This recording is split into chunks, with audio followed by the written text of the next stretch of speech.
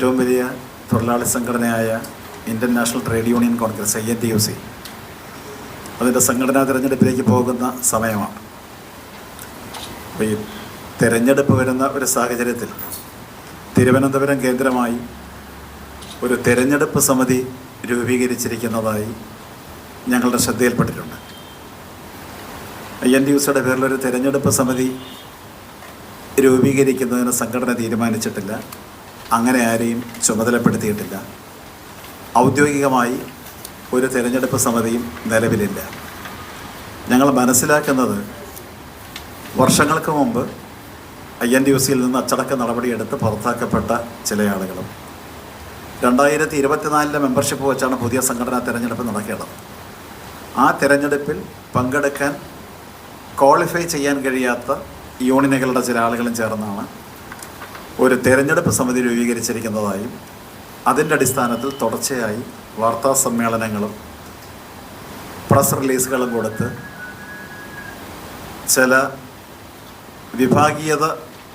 വിഭാഗീയ പ്രവർത്തനങ്ങളെന്ന് പറയാം, ചില പ്രവർത്തനങ്ങൾ നടത്തുന്നത്. അത്തരം പ്രവർത്തനങ്ങൾ നടത്താൻ ആരെയും ചുമതലപ്പെടുത്തിയിട്ടില്ല.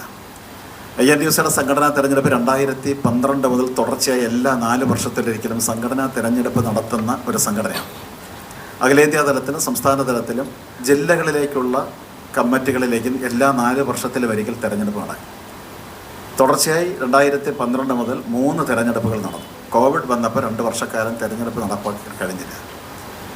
ഇപ്പോൾ നടക്കാൻ പോകുന്ന തിരഞ്ഞെടുപ്പ് 2024 മെമ്പർഷിപ്പിൻ്റെ അടിസ്ഥാനത്തിലാണ്.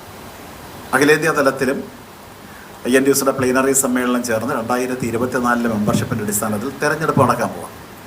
ആ തിരഞ്ഞെടുപ്പ് നടക്കുന്ന സമയത്ത് തിരഞ്ഞെടുപ്പിൽ പങ്കെടുക്കാൻ കഴിയാത്ത ആളുകൾ അവർ ചേർന്നൊരു സമിതി ഉണ്ടാക്കി സമ്മർദ്ദം ചെലുത്തുന്നതിൻ്റെ ഭാഗമായാണ് ഒരു തിരഞ്ഞെടുപ്പ് സമിതി രൂപീകരിച്ചിരിക്കുന്നതെന്നാണ് ഞങ്ങൾ മനസ്സിലാക്കുന്നത്.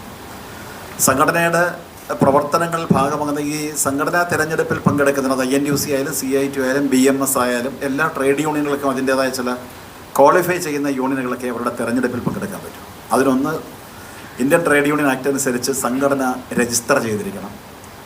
അതിന് INTUCയിൽ അഫിലിയേഷൻ വേണം. എല്ലാ വർഷവും ഓരോ തൊഴിലാളിക്കും 3 രൂപ വീതം INTUCയുടെ അഖിലേന്ത്യാ കമ്മിറ്റിക്കും സംസ്ഥാന കമ്മിറ്റിക്കും അഫിലിയേഷൻ ഫീസ് അടയ്ക്കണം. 100 തൊഴിലാളി ഉണ്ടെങ്കിൽ 300 രൂപ അഫിലിയേഷൻ ഫീസ് അടയ്ക്കണം. 100 തൊഴിലാളിക്ക് ഒരാളിന് ജില്ലാ INTUCയുടെ ജനറൽ കൗൺസിലിൽ വരാം. 500 തൊഴിലാളികളുള്ളൊരു യൂണിയനിൽ നിന്ന് ഒരാളിന് സംസ്ഥാന INTUCയുടെ ജനറൽ കൗൺസിലിൽ വരാം. 5000 പേരുള്ള യൂണിയനുകളിൽ നിന്ന് ഒരാളിന് അഖിലേന്ത്യാ INTUCയുടെ ജനറൽ കൗൺസിൽ വരാം. ആ കൗൺസിൽ മെമ്പർമാരാണ് സംഘടനാ തെരഞ്ഞെടുപ്പ് നടന്നത്. ഏറ്റവും ഒടുവിൽ നടന്ന സംഘടനാ തെരഞ്ഞെടുപ്പ് 2022